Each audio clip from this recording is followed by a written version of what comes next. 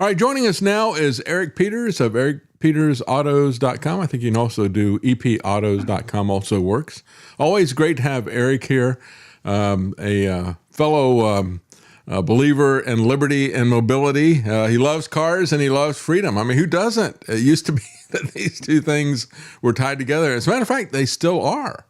And we're losing both of them rapidly. So joining us now is Eric Peters. And I guess, Eric, I looked at some of your articles. One of the things you said you would do to try to get you out of this, as you contemplate the fact that they're really trying to actively destroy this country.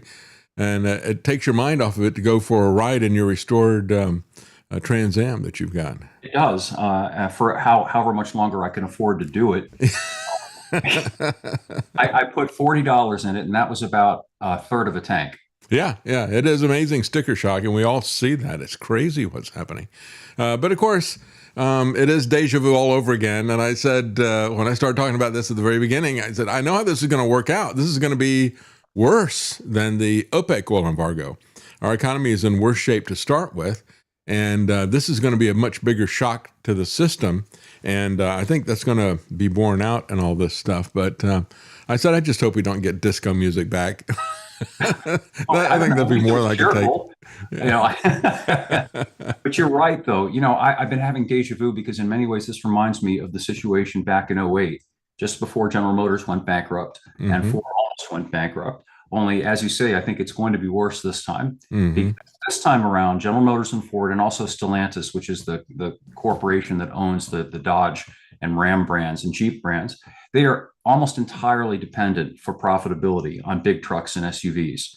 Back in '08, they still had cars in their lineup. Ford doesn't sell any cars anymore, with the exception of the Mustang. And the only cars General Motors sells are the Corvette and a couple of Cadillac sedans. And that's nothing mass market, is my point. Yeah. So what happens, it's bad enough now that these things cost $70,000 for, a half-ton pickup truck or an SUV. But when we get to $5, $6 a gallon, maybe even more than that, my feeling is that these things are going to just brick, basically, at dealership lots. They're not going to be able to sell these things. These are vehicles that are generally owned by people who are comfortably middle class, if there's such a thing anymore. Yeah, that's what they're working on destroying, isn't it? Yeah, I mean, the uber rich are not driving around in 1,500 Silverados and Tahoes. That's another echelon. That's a whole nother category of people. Anyway, so what happens when these things start to pile up? Well, I think General Motors will probably go bankrupt again, and perhaps Ford as well. Ford has been bleeding money, so is GM on that EV fiasco. Yeah. Those losses continue to tack up. So what then? I suppose you and I are going to be on the hook for that too. In addition to everything else, we'll get to pay for the bailout of these big corporations once again. Yeah, they're too big to fail. As a matter of fact, Eric, there was an interesting article that I saw this week about it was somebody in New Zealand, and they said the government there is coming up with a fuel rationing plan, and they've set up 5 different tiers of priority, right? Guess who's number one? Oh, well, that would be the government, right? Of course. So they get first pick at all the fuel that is left. Then if there's some left over, that goes to, guess what? The big corporations. They're number 2. Then number 3 is infrastructure, maintaining that. So the corporations and the government come ahead of even the infrastructure maintenance. Then you have small businesses and farmers, independent contractors. They come in at number 4. Dead last is the consumer. If there's anything left over from the table, any crumbs on the floor, they're allowed to have them at that point. But that hierarchy that is there, and that shows the ultimate contempt, I think, for where we are in our country anymore. And it's not just in New Zealand, it's in our country as well. It's all the way across the West, isn't it? Sure, and I think it's deliberate. This. Oh yeah. This could be sort of the final push to get us out of our cars. Yeah. By essentially making it impossible economically for us to drive them, and perhaps even illegal for us to drive them. I caught something the other day. You may have as well. I think it was the CEO of Chevron who said he predicts that there are going to be shortages that are going to be far worse than they were back in the 70s. Oh yes. And, this is not fooling around. Certainly in California, a lot of people out there don't recognize or understand that California actually imports the bulk of its gasoline, its oil, because the regulatory environment in California is so severe that they can't extract and refine the abundant oil that they have in their own state. So they're dependent on exports. Well, those exports have been shut down.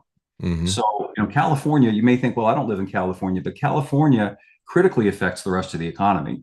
That's right. The great bulk of the things that enter this country come into places like the Port of Los Angeles, and they have to be shipped across California into the rest of the country. And also, California grows a lot of food. Yeah. And food is diesel and dependent and fertilizer dependent. These are other things that are related to what's going on over there in the Strait of Hormuz. So it's not just that we may not be able to afford or be allowed to drive by fall. We might be starving by the fall. Yeah. Very, very conceivable. Well, a lot of people are. I mean, before we are starving here, there's going to be a lot of people in developing countries who will be starving because they just won't have the money for food. It'll get so expensive. But isn't it interesting? When you look at how Trump has presented himself as he very carefully constructs these fake images of himself, just as carefully constructed and just as fake as all these superhero memes and godlike memes that he puts on social media. He's created this idea, and he had done some things in terms of overturning the endangerment rulings from the EPA and other things like that. He had made some moves that got people who were fighting the climate Nazis and fearmongers and everything. A lot of people applauded that. And I even said myself, I thought that was probably the best thing about the first Trump regime, even though he didn't go nearly as far as I would like to see him go. But he started doing some more of that this time. But what about if you got the guy who said, drill, baby, drill? What if he's the one who basically kills what they call the fossil fuels? I don't like to use that term. They're not fossils, and they're not, that's a misnomer. That is something that's put out there, I believe, by the CIA and their fake peak oil narrative, which is absolutely fake. But what if he's the guy who winds up killing that with what he does with the Trump oil embargo? That's what I call it. It's just like the OPEC oil embargo, except worse, because it affects far more of the global supply. I agree. And whether it's the result of recklessness or some deliberate, awful plan, I don't know that it matters, because the end result ends up being exactly the same thing. That's right. I think a lot of people just psychologically and emotionally are having difficulty dealing with the now open contempt that he shows for his own supporters. That's when he says things like, it's worth it, according to him. Yeah. I mean, and the irony, of course, is that the bulk of his supporters are blue collar people, out in the middle of the country, people who actually work with their hands and their tools and equipment to earn money. And those are the people who are being hurt the most by these effective tax increases. I like to call it the gas tax, because that's the war tax. Yeah. That's what it is. That's right. Getting around it. Do you think he ever asked his chauffeur, when the chauffeur filled up the tank, how much it cost? Yeah, and give him kind of some benefit of the doubt. That could be an aspect of it, because somebody in his position, he is a billionaire, and he doesn't pay his gas bill. So he's got accountants and people who do that for him. Yeah. People fill up his vehicles, people fill up Air Force One. He just gets transported. And I think that it's probably very difficult, even with the best of intentions, for somebody who is in his tax bracket to be able to relate in any way to people who have to sweat putting $100 into the tank of their car. But Eric, he's a blue collar billionaire, we were told. Yeah. I mean, I never bought that. I couldn't see Trump relating to any of the blue collar people that were out there. And when I saw what he was doing the first time through this boneheaded stuff, and again, I don't care if the guy is stupid. I don't care if he's evil. I don't care if he's senile. It doesn't make any difference. What he does is what he does. Yeah. And what he's doing is evil, stupid, boneheaded, and demented all at the same time. When you look at what the guy actually does, there's absolutely no way that anybody can make an excuse for this. I'm sorry. There's just no way. Well, I agree. And what about the things he hasn't done? Remember a few months ago when he was talking about the tiny cars? Remember, I think you and I talked about it in one of the prior episodes. For people who aren't conversant, what that means is he was referring to these little vehicles, these little like low-cost vehicles that you can get in Japan and other export markets that you can't get in the United States. And he made a big announcement about how he was going to, by stroke of executive order, allow the tiny cars to be manufactured in the United States. Yeah. People didn't pick up on that, as if there were any prohibition against manufacturing them in this country. There never was. The problem was, why would you manufacture them here when you can't sell them here? That's the point. You can't legally sell them because they're non-compliant with a variety of federal regulations having to do with safety principally, and also emissions. Not that they're unsafe and not that they're dirty. Nonetheless, they just don't comply with some of these requirements. And he's done absolutely nothing to alter the regulatory regime to make it feasible for Toyota, for example, or Nissan to bring vehicles into this country that are readily available in Mexico, by the way. I did an article a couple of weeks ago listing about half a dozen vehicles you can buy south of the border for $15,000 or less, which we're not allowed to buy here because they don't quite comply with one jot or one tittle of the Federal Motor Vehicle Safety Manual. Oh, yeah. So that's the key issue. When we look at this, our trade deficit, as if that mattered, and I'm of the firm belief that the trade deficit does not matter at all. It is an artificial nationalist metric that is out there. It really doesn't make any difference. We want to have manufacturing here in this country. But that's the wrong way to go about it. The wrong way to go about it is to prohibit manufactured items from other countries, because then what you do is you prohibit building blocks that people domestically could use to get started. But I've said all along, adding another tax is not going to create more manufacturing. This is the fallacy that we've always seen from Democrats, that we're going to tax our way to prosperity. The presumption of Donald Trump and of Peter Navarro, who, by the way, is a failed Democrat politician from California, their presumption is that somehow this tax is going to be a creative engine because you put a tax on manufacturing goods coming from other countries, that somehow people are going to line up to start their own businesses. No, what would cause that would be to get rid of these regulations that are strangling business. Sure. And I had, going back in my family's history, my grandfather back during the Great Depression was doing patent medicine in his backyard, and then he had his sons selling it door to door.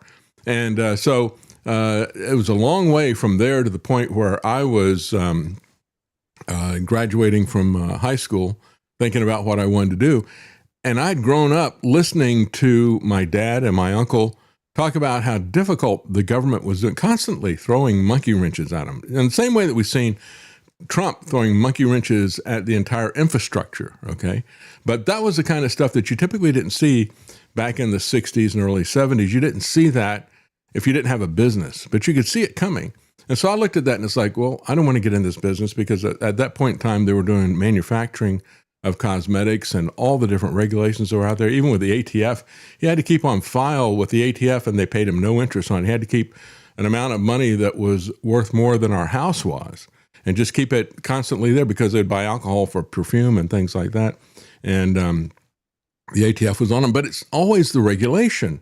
And it's like, if you want to make this, if you want manufacturing to come back, you got to take away the regulation. It's the regulation that is killing it. Yep. If anything, the availability of lower cost imports exerts positive competitive pressure That's right. on domestic manufacturers. And that in turn puts pressure on getting rid of some of these regulations. You can imagine, for example, if a company could come into this country and start selling $12,000 cars, the other car companies that are effectively forced to sell $30,000 and $40,000 and $50,000 cars would be saying, wait a minute, we need relief here. We need some of these regulations, like with regard to the airbag thing and a number of other things. Those need to be done away with, or we're going to go out of business. Give people alternatives. That's a positive aspect of the free market. What's happening, instead of these tariffs encouraging manufacturing, all they're doing is increasing prices across the board, which is no benefit to the average American. There's this idea that somehow, let's say Ford and General Motors that manufacture vehicles in this country are going to lower the cost of their vehicles. No, they're not.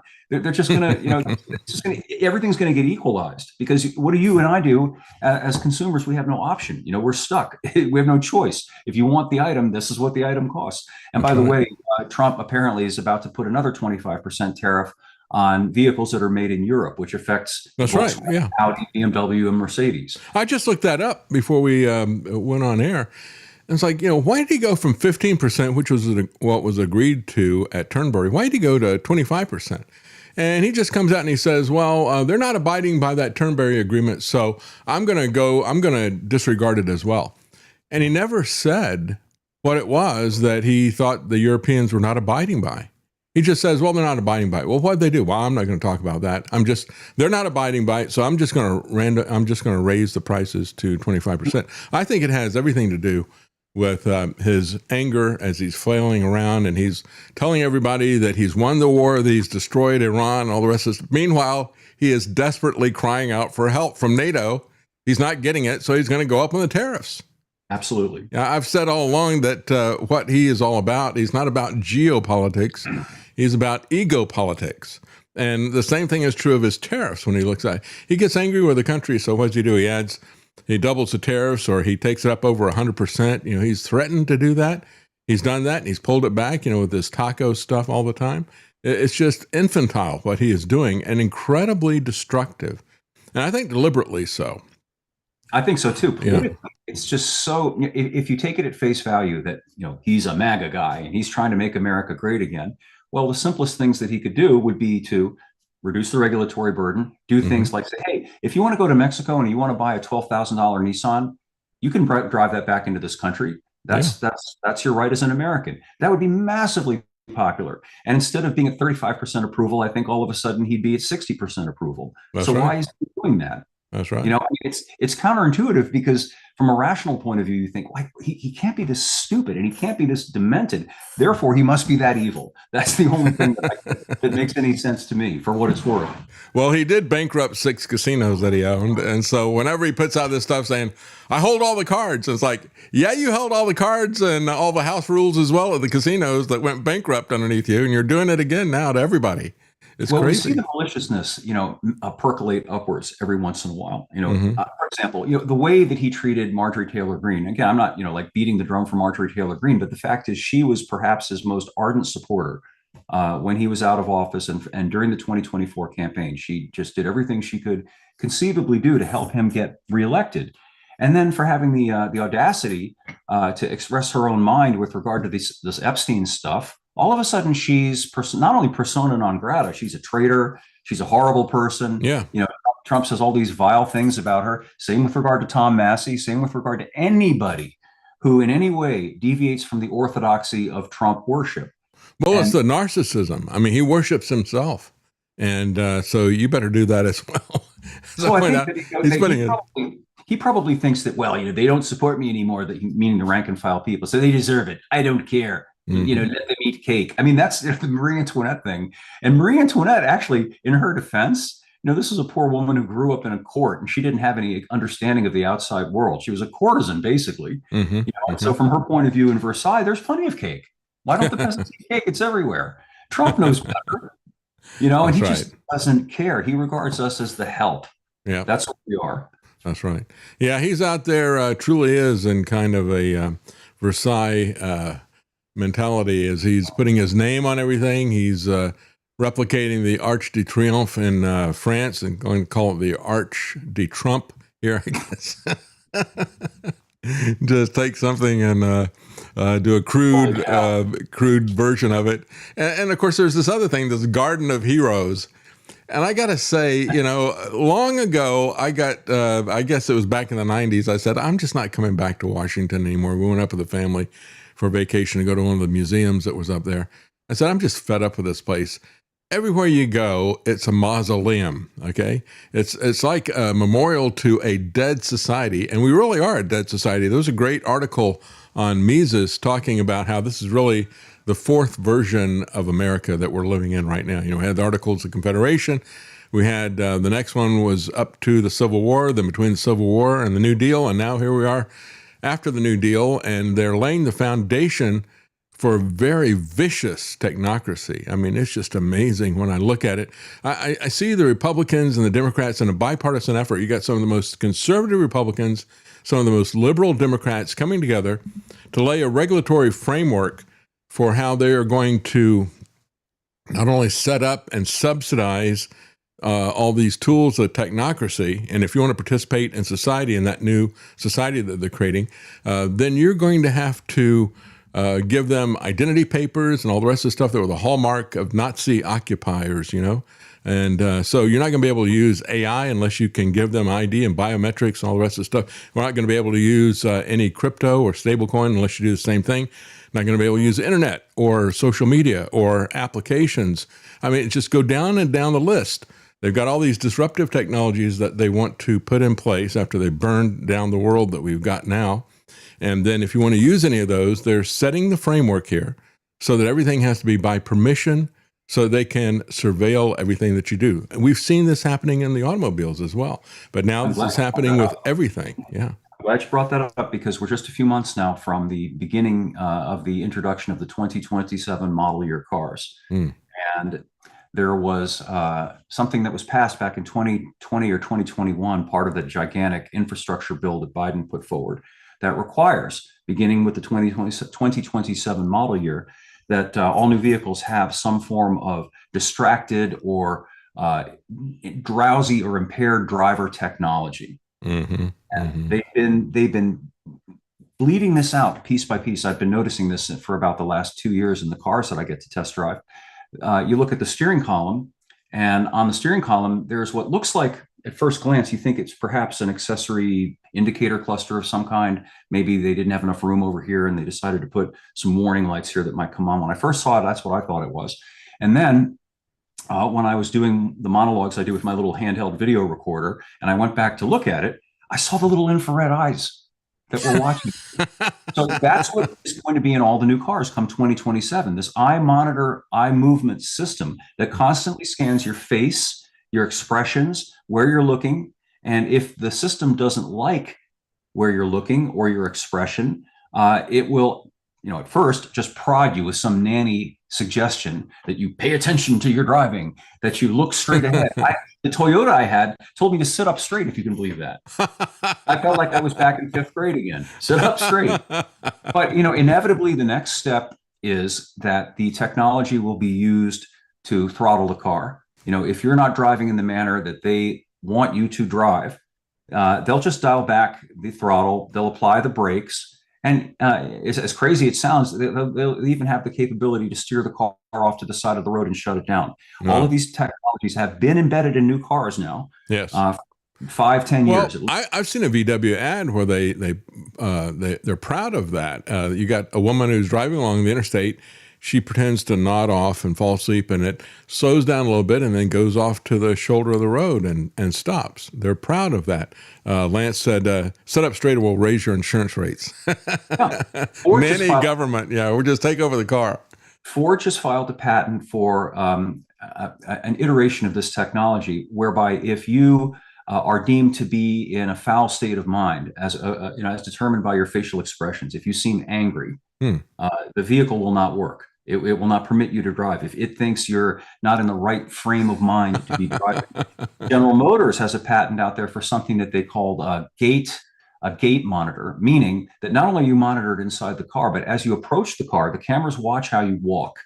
And if the cameras determine that you are perhaps impaired because you're a little unsteady on your feet, maybe you stubbed your toe, maybe your head hurts, who knows? But for whatever reason, if the thing thinks that you might be impaired, then it bricks the car.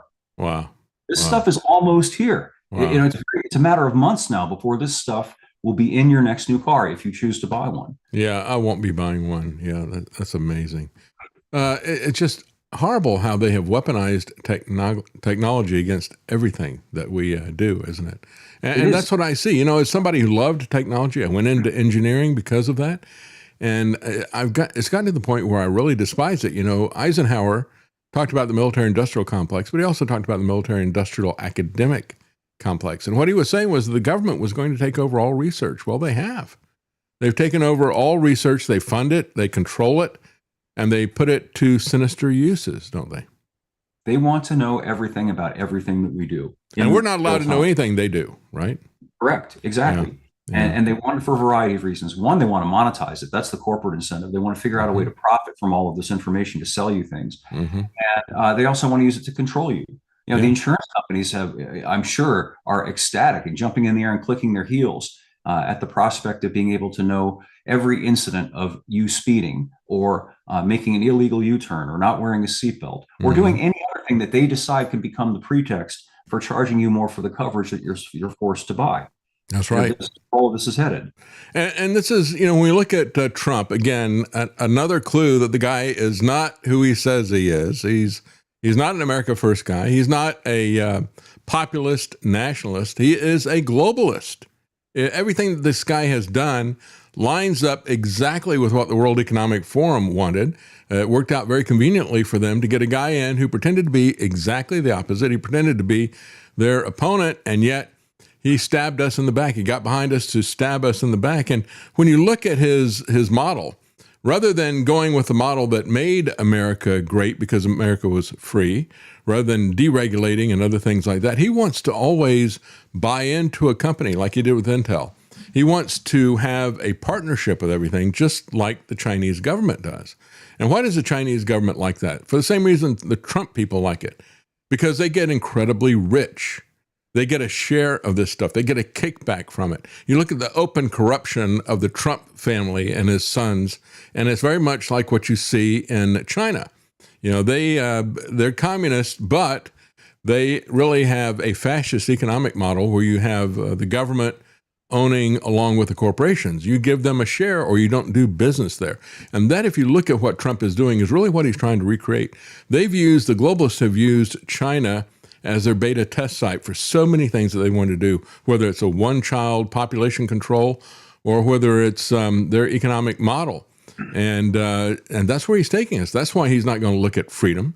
He's not about that. He's about the globalist approach of we're going to have a merger of corporations and state, and the corporations will be stakeholders and so will the politicians because you'll pay them for the privilege.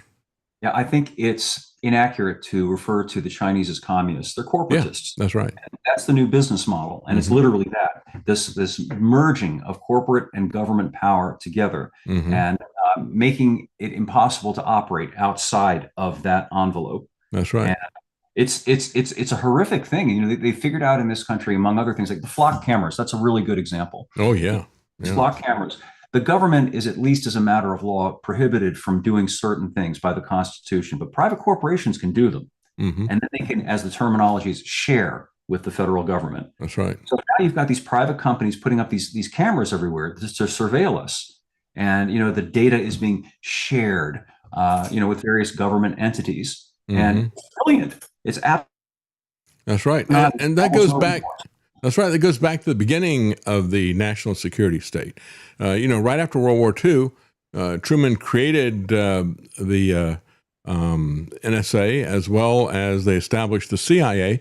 And that's why when you had the Church Committee hearings and the Pike Committee hearings in the 1970s, they turned it into this thing about assassinations and heart attack guns and stuff like that.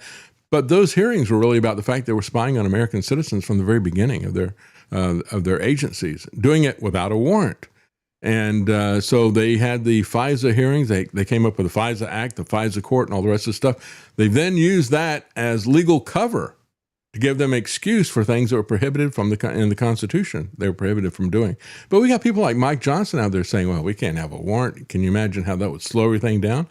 Whether you're talking about immigration or whether you're talking about spying on American citizens. But they tested this, back in the 1960s. They took a Supreme Court case up there, and the Supreme Court said, well, if this is data that the phone company has about you, that actually belongs to the phone company. It doesn't belong to you. So they can turn it over to the government if they want. And guess what? They want to do that because they get a monopoly. The government can show how much it appreciates these large corporations. And that's been the basis for this kind of fascism. But I think really more accurately, it is a technocracy that is really happening.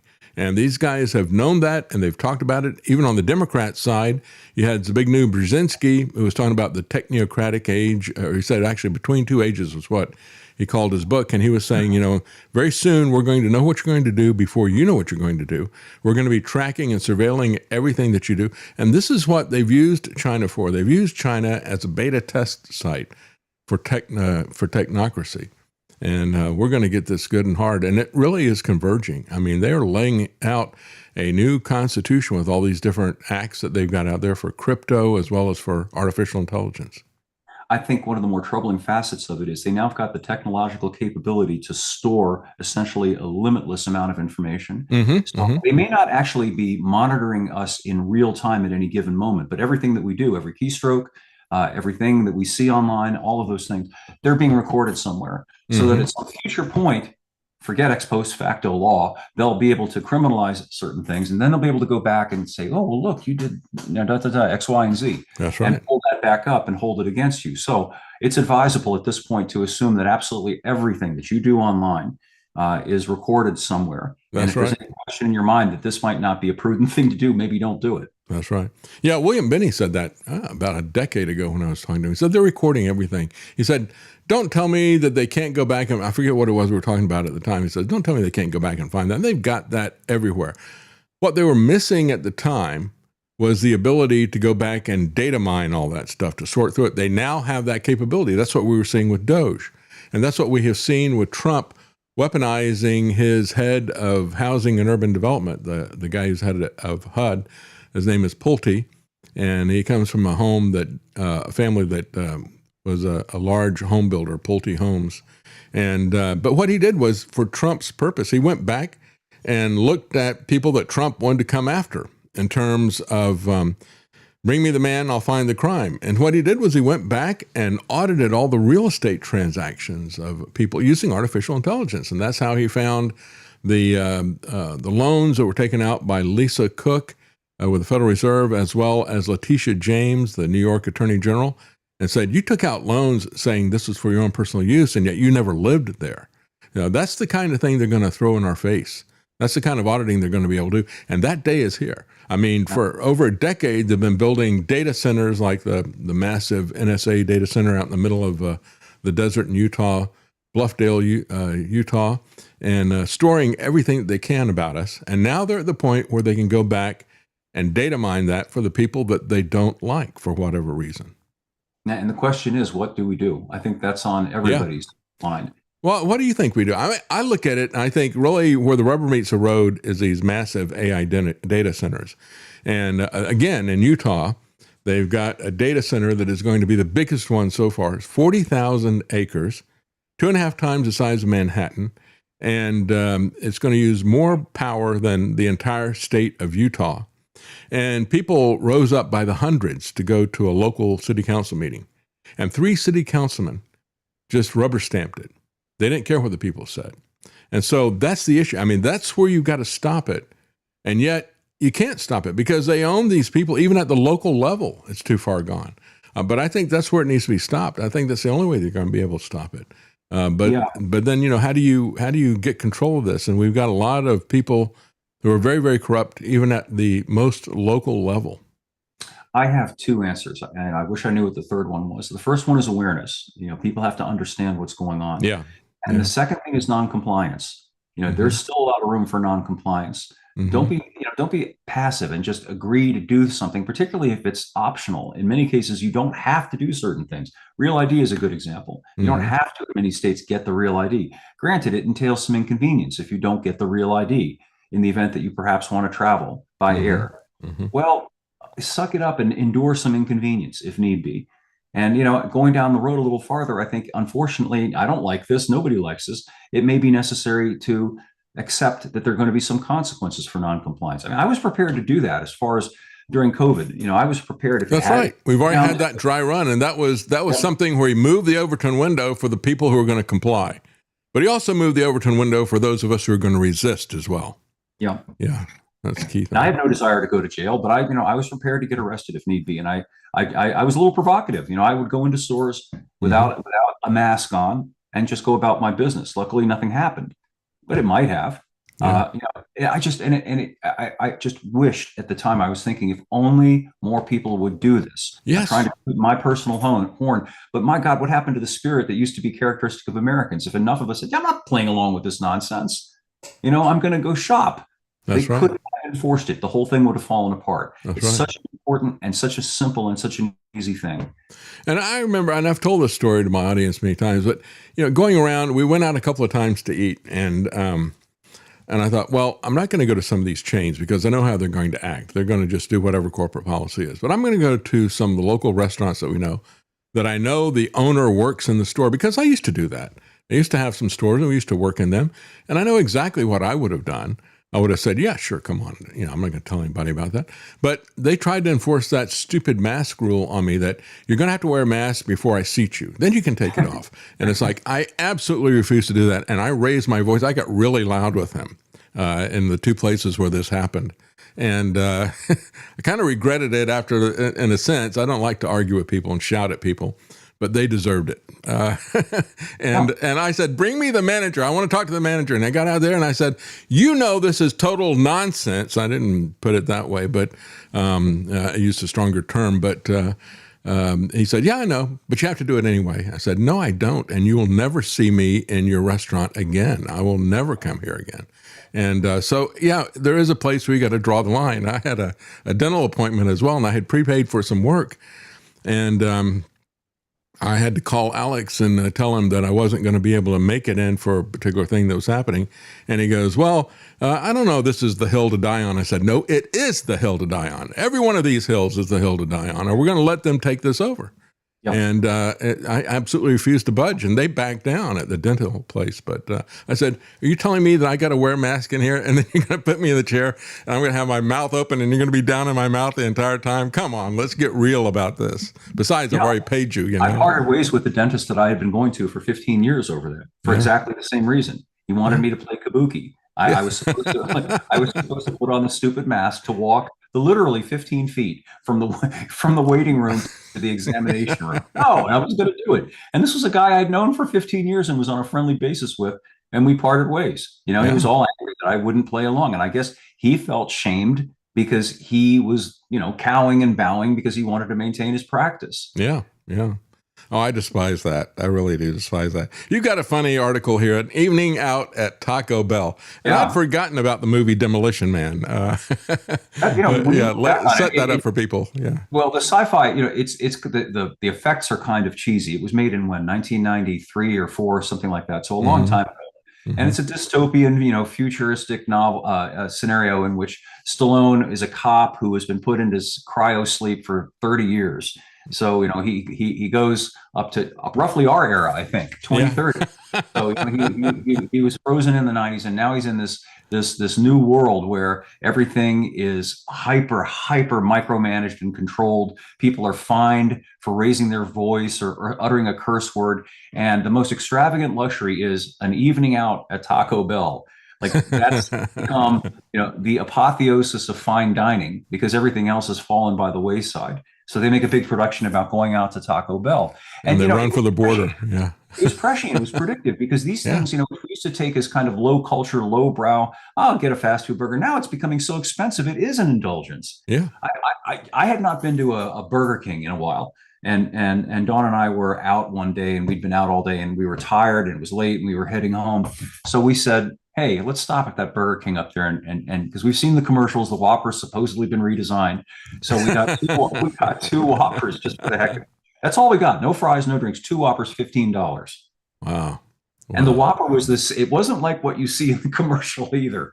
You see this really lush looking burger when they show it to you on the TV. And what we got was this sad looking thing, with this dry disc of salty meat in the middle and a kind of flaccid piece of lettuce on top of it. The only thing that was big about it was the bun and the price. Yeah. It got a big price. It's a whopper of a price. That's right.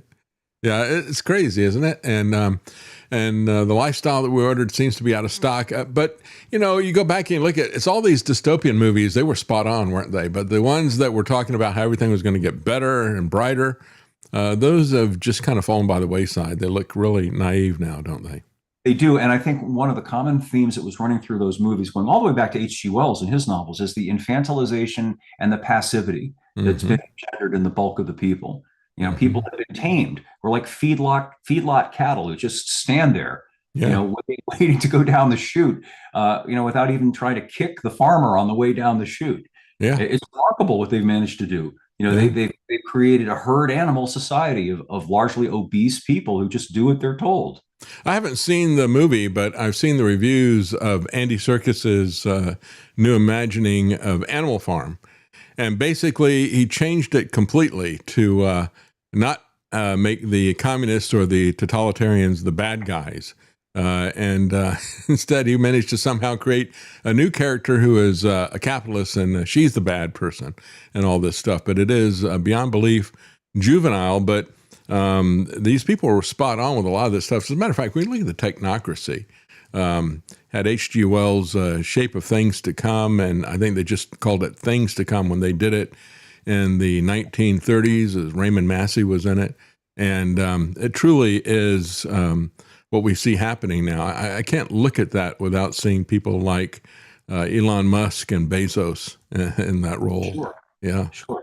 I remember, you probably do as well, and I should have paid closer attention to it. I think it was during the very first week of Trump's second term, may even have been the day after he was inaugurated, when he had that very public press briefing with Ellison. Oh, and, yeah. The tech Stargate. Yeah. Stargate. Yeah. That should have been, what they say, what they call in law enforcement, a clue about where things were headed. I said, look at this. He's been gone for 4 years. He comes back. Very first thing he does is sell mRNA. But what he's doing is now it's different. Now he's going to team up the mRNA with artificial intelligence.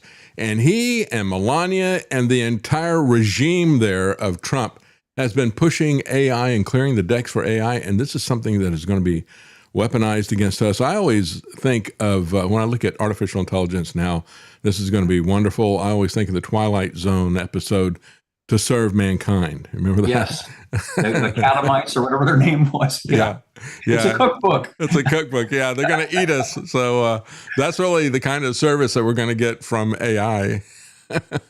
Yeah. It's so, it's depressing and it's dehumanizing. And I do my best because I need to find a way to be positive to some extent. So that's why I take my Trans Am out as often as I can, to feel alive again. And, we get so wrapped up, particularly people who do what you and I do, have to be online a lot and have to wade in the sewers, so to speak, to see what's going on. Stare into the abyss. Yeah. But it's important to step away from that to the extent that's possible. With regard to cars and stuff that's coming online with the facial recognition and the eye movement monitors, don't buy a new car, buy something older. Empower yourself, learn how to fix it. Have a vehicle that you're not dependent on a dealership and $100 an hour service for. I understand it's a little bit of a lift. People have gotten used to being comfortable and not having to do these things, and they specialize. And a guy becomes a stockbroker and he knows how to do that. He doesn't know how to do anything else. Well, earlier Americans were much more versatile. They were much more competent in a wide variety of things. I think that's important. Yeah. I think you should know a little bit about everything to the extent that you can, instead of being so pigeonholed in these one things, which leave you dependent. I did not grow up in the computer age, so I don't really know that much about computers, but I've learned. I'm not by any means anything masterful with computers, but I've learned how to do a few little things with computers instead of going, it doesn't work, I got to take it down to the guy and have him look at it. Yeah. That's right. Yeah, it's kind of the farmers are the guys who are the jack of all trades. And that's why one of the earliest things you and I talked about was the Millennial Copyright Act that was being used by John Deere, as well as some of the car companies, to say, you don't own that car. We own it in perpetuity because we own the intellectual property of the software. You're not allowed to even buy a module from us and replace it yourself. You got to have us do it, or one of our technicians or dealerships do it. And that really didn't set well with the farmers who are used to doing all this stuff on their own, putting stuff together with baling wire or whatever. It got a lot more complicated than that. But, if you look at this whole farming model, it's like everything else in the economy. And it's like Trump really doesn't understand how everything is interconnected. Certainly Peter Navarro does. And I think Elon Musk got it right when he said he's as dumb as a sack of bricks, because they don't understand how everything is connected. He doesn't even understand how the Strait of Hormuz affects us. They keep saying all the time, and Pete Hegseth says, well, we don't use the Strait of Hormuz, so it doesn't affect us. Well, yes, it does. The bottom line is, if you even go back and look at the 1973 oil embargo, that was only against the United States, but it affected everybody globally because we have a global market in oil.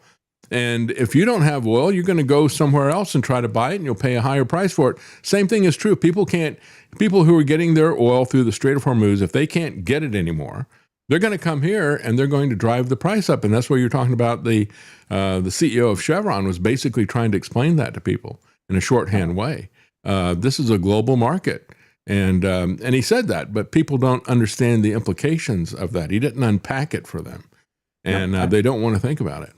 I think one of the take-home lessons is that big is bad. Hmm. These top-down pyramidal structures are not just totalitarian, but they're also fragile. Hmm. They're susceptible to these cascading failures that have absolutely catastrophic repercussions for people. Yeah. So to the extent that we can decentralize and do things more locally, Hmm. including things like farming. Farming has gotten big ag. Yeah. Most of these farmers are in hock to some big combine. Yeah. They technically own their land, but they are in so much debt. They have to buy their seeds from Monsanto, and they have to get everything Hmm. else. They're basically serfs on their own land at this point. Yeah. So they can't do anything with their big combines and tractors and so on. I've got an old diesel tractor. I can do whatever I want to. If I need to weld something on it, I can do that. Hmm. I can jury rig it. I can make it work because it's mine, and nobody else can exert control over my property. Yeah. That makes me feel good, and I think it makes everybody feel good that as an adult human being to have control over your life as opposed to being controlled, particularly by these faceless, anonymous, centralized entities, these bureaucracies. Nobody you can appeal to. You can't even talk to another human being on the phone. It's That's it's right. just fill out a form and talk to the hand. Hmm. Hmm. Talk to the AI. And of Yeah. course, if Josh Hawley gets his way, the way they wrote this bill, the GUARD Act, you really need to take a look at that. It's unbelievable what they're trying to push. But Reclaim the Net had a good article about it, and somebody else did as well. I think maybe it was Reason. I'm not sure. But it would include not just the large language models, which get people going, and you have the AI psychosis, which is pretty well known now. People who think they're actually talking to some conscious sentient thing, right? And it even took in Richard Dawkins. Somebody pointed out, this is a guy who coined the term meme, and now he's become one. Yep. People are laughing at Dawkins for being taken in by this. He said, I tried to convince myself that this wasn't a conscious being, but I failed. I think it is a conscious being. I've noticed this. I've begun to notice it a lot more lately on YouTube. For a distraction, I enjoy watching things like military history, car videos, and things that are on YouTube. And I Mhm. have noticed the propagation of these AI narrated videos. Yeah. Yeah. And I immediately click off. Now, I'm Hmm. just one person, but I think if more of us who are appalled by this AI stuff just refuse to watch this stuff, it would go away. Yeah. That's You right. know, you That's can right. tell it's not a human. If you watch it long enough, there's a tick, there's something. You can see that they mispronounce a common word, or they'll spell out a letter or something that ought to be just read fluidly.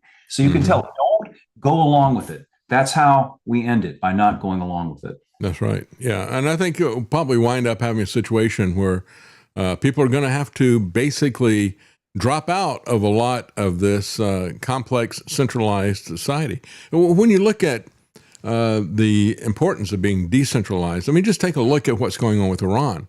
The asymmetry of this war with the United States is really key. And what have they done? They've decentralized even their command structure. So they're not vulnerable to a decapitation strike. They realize, on the other hand, that we were. And so what they do, the very first day, they took out some major radar installations that were there that really kind of hampered a lot of the anti-ballistic missile defense system that was there. And then that allowed them to do further damage. But they had already set themselves up in decentralized cells. And we've seen this in the past. This is something typically that insurrections and guerrilla organizations would typically do. They would set up individual cells that would operate independent of others. As soon as you start creating a hierarchy, then all somebody has to do is take it over from the top. That's what we've seen has happened to our own government. Perfect example of that. They made it hierarchical. They consolidated it and centralized it. And then you got somebody like Trump or Biden who takes it over, and you're done, right? That its weakness and it's our strength, as you say. The reason that the American colonists managed to defeat the greatest army at the time was to a large extent because they fought this partisan guerrilla kind of warfare. They didn't meet the British generally in serried ranks and march toward the gunfire. They sniped Mm-hmm. the Mm-hmm. woods, hit and run type tactics. If the South had done that, they could have attrited the Yeah, Union that's and right. perhaps gained their independence. That's So right. the Iranians in our time now have shown that's how you fight. Mm-hmm. You can use the very technology that is oppressive and tyrannical in the wrong hands. We can turn it around and use it too. That's what the right. Iranians did. They use these cheap drones, to render effectively obsolete these multi-million-dollar weapon systems. That's right. And I think that's what's really behind that. We've talked about this many times on the show.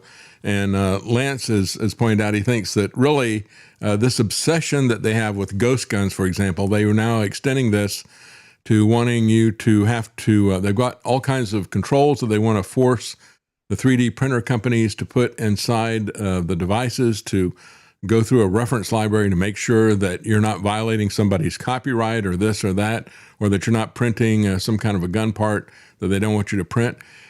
And I think really it's not even about copyright and it's not about guns. I think it's ultimately about drones, because that's really going to be the deciding factor in terms of asymmetry, I think, in the future. I agree with you. Yeah. Oh, by the way, this was sort of just an amusing but alarming article at the same time that I did a couple of days ago.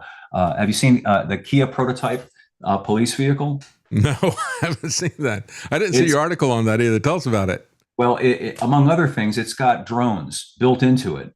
So, they can sick the drones on you. It also has pattern recognition technology. So it's scanning around everything, identifying you by your face and various other things, to identify all of the ne'er-do-wells that are out there, more easy to round them up. Yeah. So again, just like it's sort of like another Sylvester Stallone sci-fi movie, Judge Dredd. Remember that one? Oh yeah. I am the law. Right. That's what they think. That's the way ICE works. I am the law. But in terms of the fact that they're wearing masks out there, that they don't have badges with their names on it, and now they're going to go to the next level. They're going to have these kind of meta glasses that will hide their eyes from you. But at the same time, it'll be looking at you and running through their biometric database to see if they've got anything on you, everybody that they're looking at. It's a perfect metaphor, quite frankly, for what this government has become. They demand to know everything about you, and you're not allowed to know anything about them. So you're not allowed to even see their eyes, but with their glasses, they can learn everything about you. It's a perfect metaphor. Yeah, and it's sort of an elaboration of the mirrored sunglasses thing. Where it's an intimidation tactic. Yeah, where they're showing who's boss. They don't want you to see their eyes. And of course, if you wear glasses, or if you have tinted windows, they can't see inside your car. That's an offense. Meanwhile, they're driving around in these totally opaque vehicles that you can't see inside of. You're absolutely right. It's cognitively dissonant. It's an aspect of mental illness, if you ask me. That it's not even like they can recognize what they're doing. They think that this duality, this double standard, is somehow normal, like it's okay. They're not ashamed at all. I feel kind of like a jerk that I'm doing this to you. I see your point. Why do I get to do that? Just like the cop. The cop who comes roaring out of the side street, driving 20 miles over the speed limit to pull you over for going 6 miles an hour over the speed limit. That's right.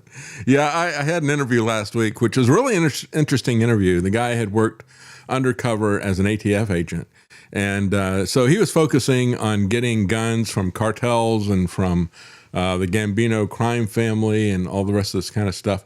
And yet, when he's talking about what he was doing and how he got one of his best informants, he's talking about the fact that because they also have jurisdiction over tobacco, this guy got some tobacco that they haven't paid the taxes on it. And one of the things he pointed out, he said, the people who turn in the guy had some convenience stores, right?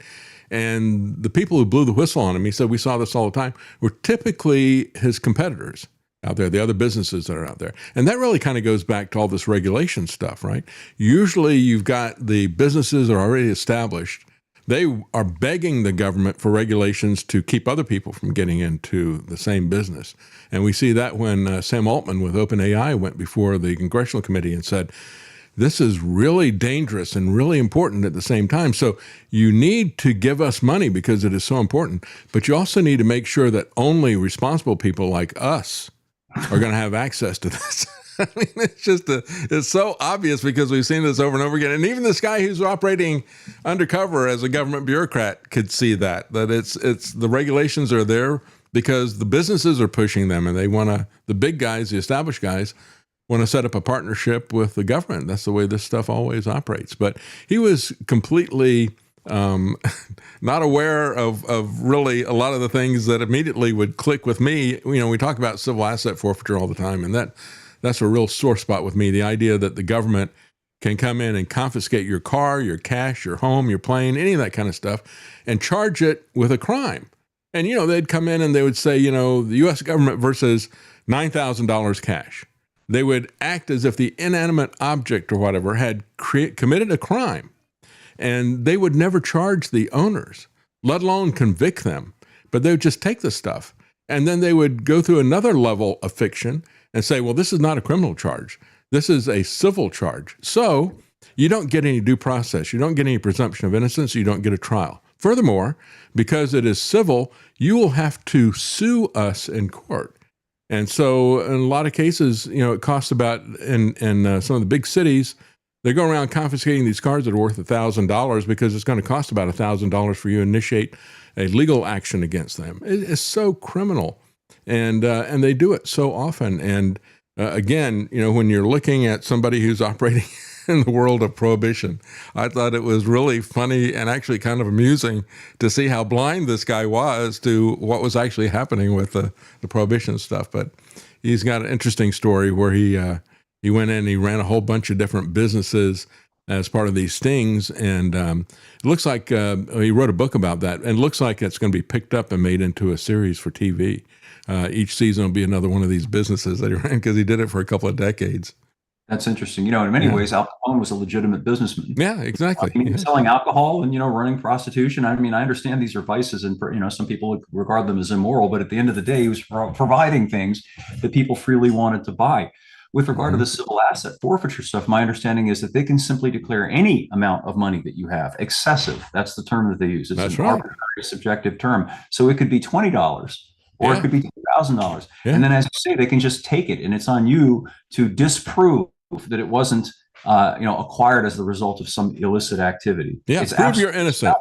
Prove that you're innocent. That's exactly it. And that's what he was saying. He said this guy they turned as an informant is somebody that was a competitor that blew the whistle on him, said something about the way that he had gotten his tobacco to avoid paying taxes. And he said, we weren't really worried about that. He just had a great car. He had a really nice Cadillac, and we wanted that Cadillac. Because we get to keep it and use it for our own personal use if we were to confiscate it. It's incredible to me that people just put up with this, but I suppose what else can you do? Yeah. Our society has been beaten down, I think, into a state of passivity by this. It goes back a long, long way. But, I can remember back in the 80s, you probably can as well, when they began to do these random blanket dragnet probable cause-free sobriety checks. Oh, yeah, I hated those. Whereas previously, the idea was, look, you have to actually have given some reason to suspect that a person is impaired by alcohol. The cop would have to say, well, I saw him weaving, something like that. Now you just happen to be out driving on a given road, and everybody who's on that road has to stop, is subjected to an interrogation by a cop, show their papers, and prove to the satisfaction of this cop that they have not been drinking. And it was really bad in Texas. They had a situation where they did forced blood draws. Oh, yeah. And they would get physical with people, and arrest you and still do the forced blood draw. I mean, it's just criminally insane. And yet you got the people like Mike Johnson. It's like, well, we can't bother with search warrants and all that kind of stuff, and we can't hamper our law enforcement. And it's like, well, that's the whole purpose of the Bill of Rights, is to hamper the government. To make it constrained, right?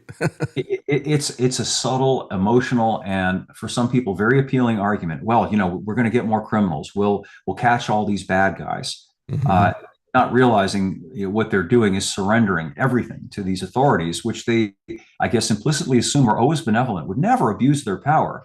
And if you follow that logical daisy chain, well, why not just say a cop, whenever he wants to walk in your house for any reason, to see if anything's going on that's illegal, why shouldn't we, have to open our doors to any cop who just walk in our house? Yeah, why shouldn't we have cameras in every room in our house, including the bathroom? That's right. You might catch some bad guys. Yeah. You might catch some illegal activity. That's right. When you start to look at it that way, you begin to understand why this stuff is so pernicious. But it's easy for a lot of people, that old saying about how hard cases make bad law.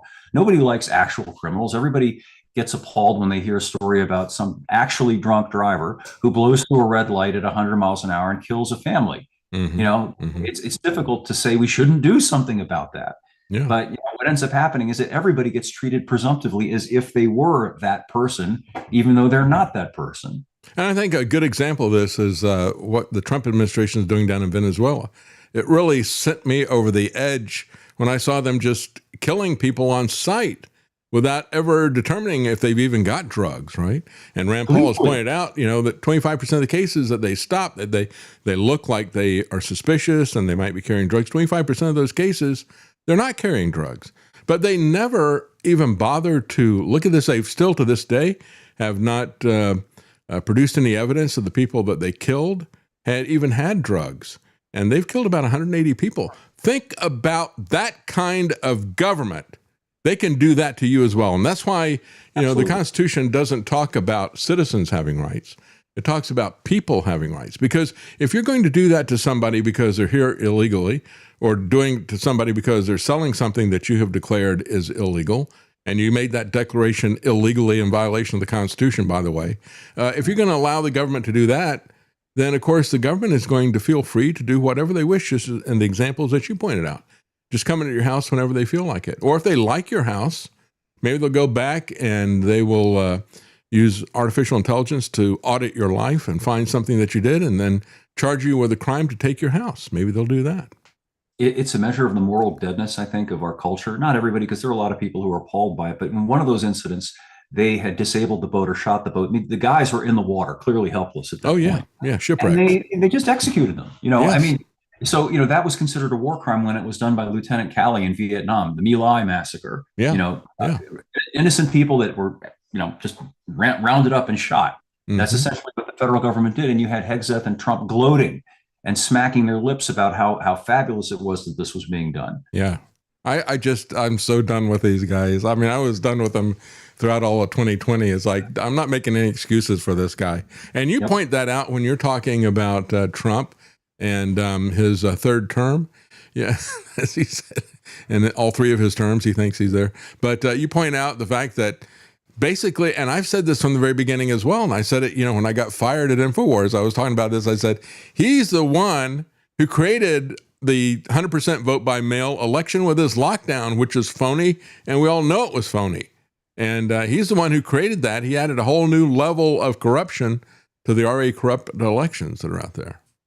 It's kind of interesting, and I'm sure you're getting some schadenfreude out of Trump turning on Alex Jones now. Yeah.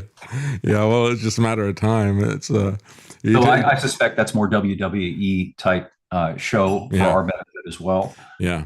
Well, I think that's the one time. This is going to be the one time that Alex doesn't flip back. I mean, Alex has been for Trump, against Trump, for Trump, against Trump. He can't make up his mind. He keeps flip flopping, and so he'd come out and I know privately.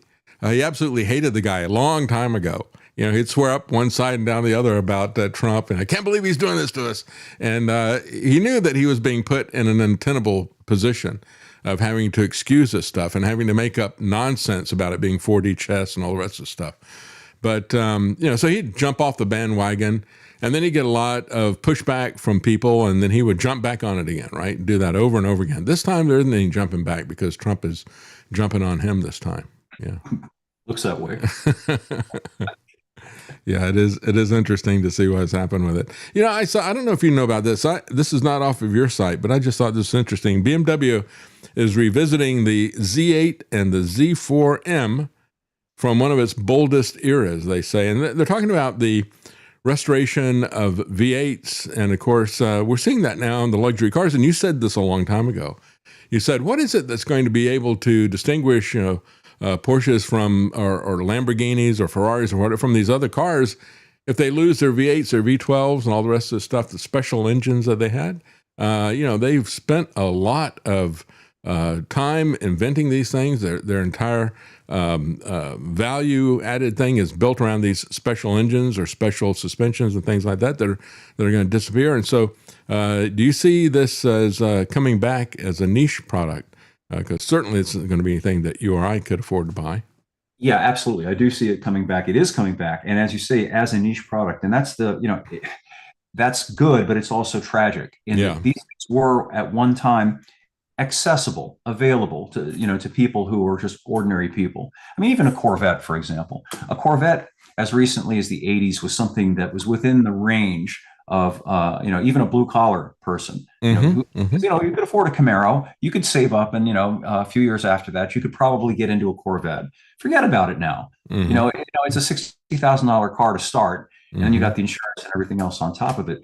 So yeah, these things are available, but they're only going to be available to the relative few, the extremely affluent few who can afford to indulge. They just dropped off for me a new Land Rover Defender that has the supercharged V8. Wonderful vehicle. You know, if you've got $110,000, well, let me check my wallet here. yeah. Nope. I don't. Whereas, my old muscle car, my 76 Trans Am, when it was new, it wasn't cheap, but it also wasn't exotically priced. So, they were all over the place. You remember in those eras, oh, yeah. Back in the day, it was common for ordinary people to be driving a car with a V8.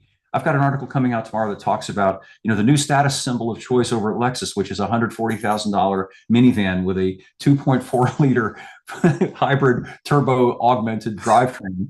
As opposed to what you used to get for a lot less than that. You used to be able to wonderful V8s in the Lexus flagship sedan, the Mercedes flagship sedan, BMW flagship sedan, all of them now. Well, the Lexus is being retired after this year, but those cars, they come with little 6-cylinder engines now. And they're not even that big. If you look along a Mercedes S-Class, which was once an impressive car, really impressive car, big, hulking, solid car, it's smaller than a 75 Chrysler Cordoba. Wow. And the Cordoba came with a V8. But does it have fine Corinthian leather? If only it did.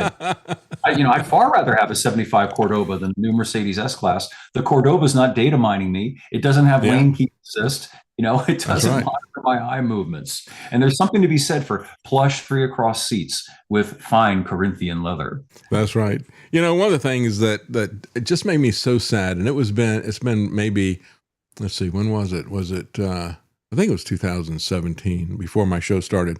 We went back to take care of some family business that was back in Florida. And when I was growing up, my family used to go to basically two places for vacation. They'd go to Daytona Beach, or they'd come here to Gatlinburg.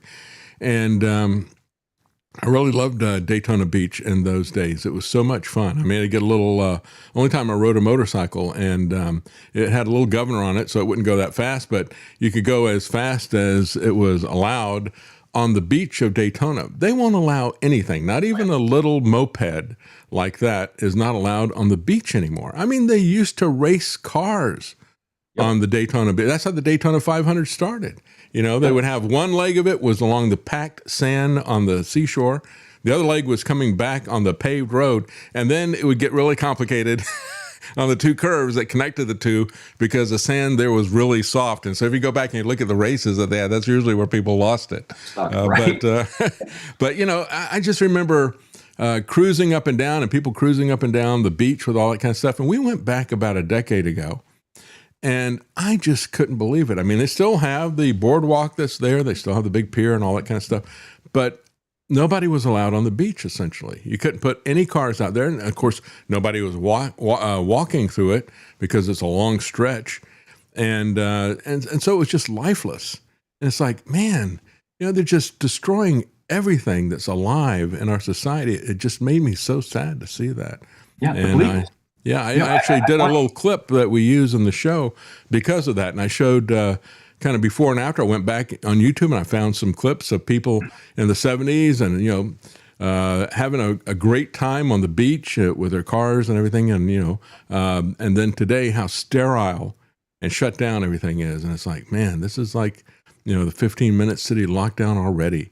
Here at the beach, yeah. You reminded me when we started the conversation about how DC looks like a gigantic mausoleum with all these tombs and bleak architecture. I remember reading a long time ago, I can't remember the author's name. You may be familiar with this book. It's called The Architecture of Doom.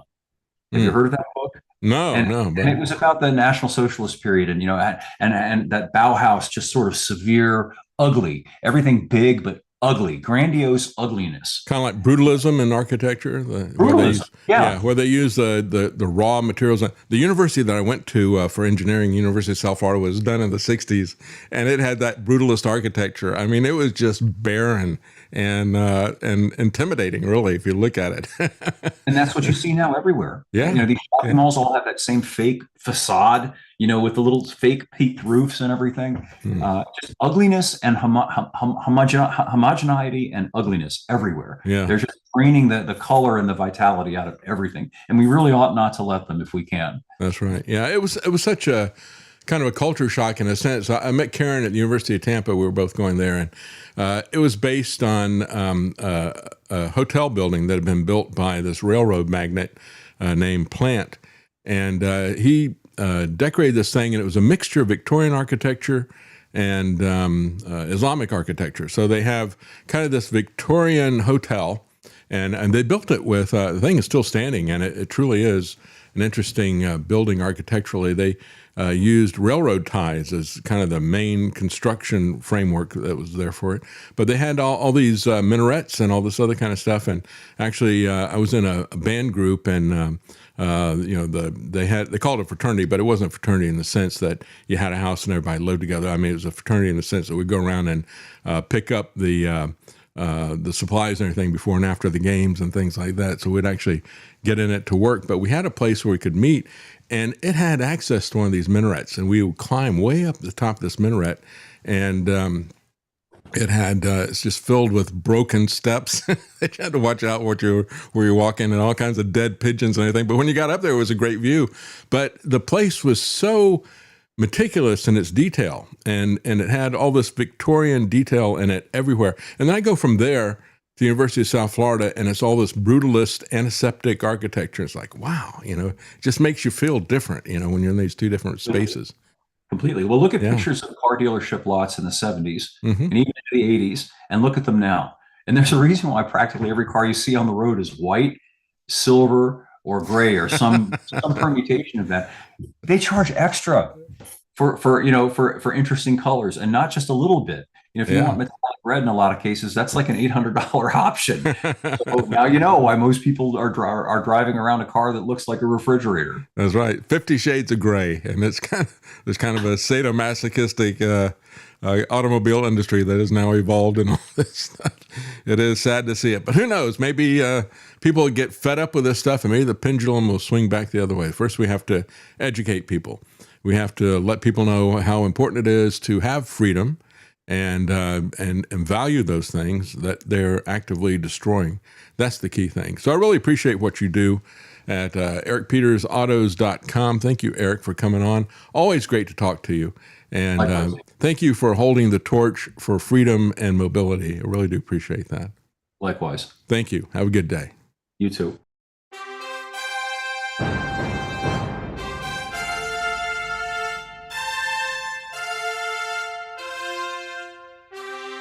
The common man.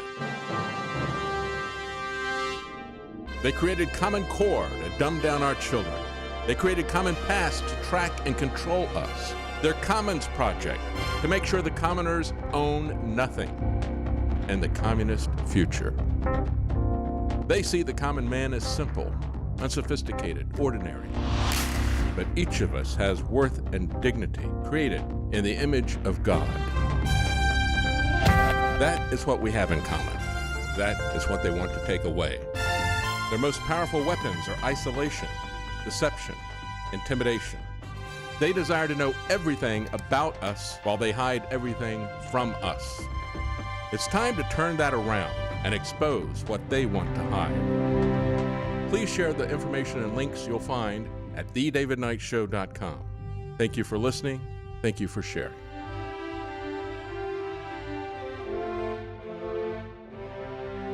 If you can't support us financially, please keep us in your prayers. davidknightshow.com.